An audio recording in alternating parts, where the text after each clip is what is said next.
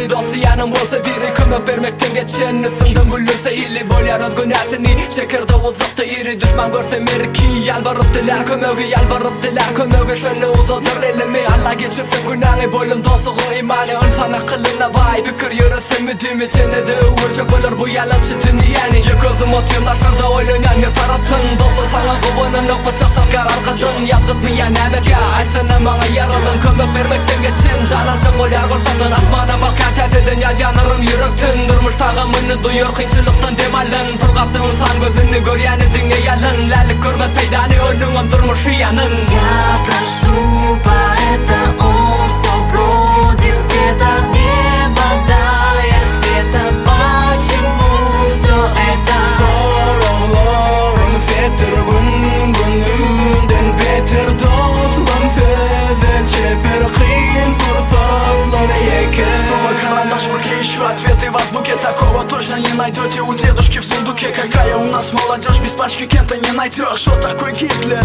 Скажут, как в жару нам дождь. Небо, дай ответы, как быть, дай советы. Ветераны плачут не из-за того, что у них победа. Далеко яблоко упало, судьба совесть закопала. Мой друг, он же мой враг, не пойму, как это стало. Может быть, он понял все, а может завтра кинет он в твою спину копье. Подъем, летит копье, и на прощание промолвит умри, адьос. Неужели думаете нет этому конца? Из-за ваших поступков родители без лица. Карандаш, остановись, лист от истины не рвись. Как вору могучим пели, все в твоих руках, проснись. Я прошу поэта, он собродит где-то небо, дай ответа, почему все это Sorunlarım fetir günümden beter dostum Sözün çeper kıyın fırsatlar eken Bana bir dinledre yalanın yoktur hasabi dasın Yaşlıkta çilimi öser gider on günati Cevabı neme verecek sansık sana bari Peydati singer sana ziyanı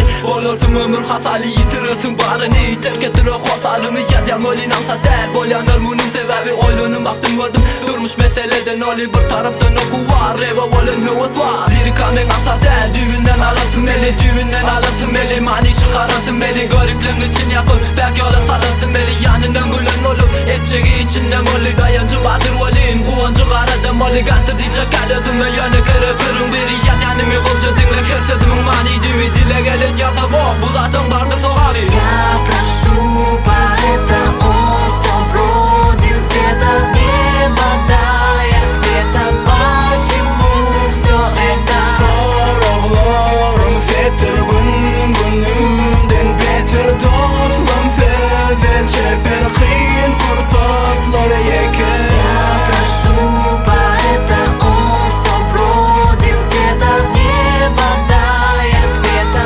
почему все это Sorunlarım fetir günümden beter dostum Sözün çeper kıyın fırsatlar eken Flame of red. Серый.